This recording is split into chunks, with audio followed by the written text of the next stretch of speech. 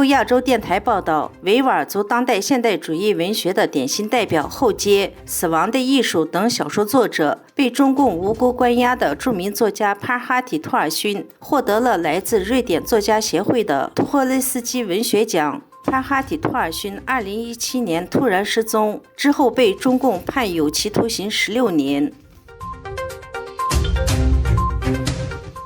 10月1日是中共建立政权的纪念日，但饱受中共欺压的维权人士和海外反共人士称其为国丧日。今年11，有大约300多名的维吾尔人、藏人和港人组成的团体在伦敦联合举行了集会和游行，抗议中共对维吾尔人、藏人及港人的打压与迫害。有示威者在中国领事馆前将一面5星红旗泼上粪便及面包虫，随后进行了焚烧。根据自由亚洲电台报道，在这次游行起步前，分别有维吾尔人、藏人和港人的代表发言。居住在伦敦的维吾尔代表拉希马·马赫穆特在发言时提到，中共建立政权后占领的东突厥斯坦，也就是所谓新疆和西藏的历史、文化大革命和天安门广场上对异见人士的血腥镇压、维吾尔人遭受的种族灭绝以及反人类罪行，以及近期的中共病毒防疫政策使维吾尔人被囚家中，因缺乏粮食而挨饿，甚至被饿死。他表示，维吾尔人即使身在国外，也同样面对中共的威胁，但海外维吾尔人拒绝沉默，坚持为正义发声，呼吁国际社会以实际行动支持遭受中国迫害的群体。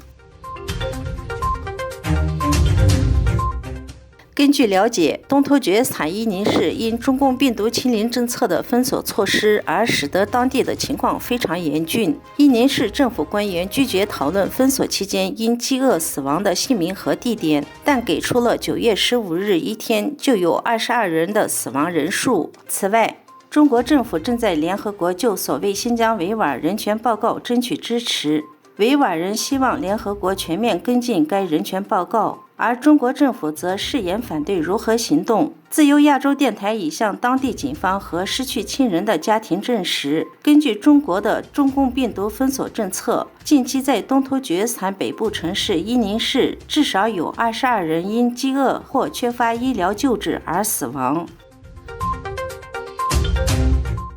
印度议员苏吉库马2日抵达台湾，开始了10天的正式访问。他在行前接受中央社专访时指出，印度与台湾的关系仍有很大的发展空间，包括政治、贸易、投资、观光、教育等领域。在中共同时霸凌印度与台湾之际，展现对台湾的支持。库马认为，印度与台湾建立紧密的关系将有助于维持印度太平洋区域的和平与稳定。对两国来说，中共是共同的挑衅方和霸凌方，双方都看到了中共在台湾海峡以及中印边境的所作所为。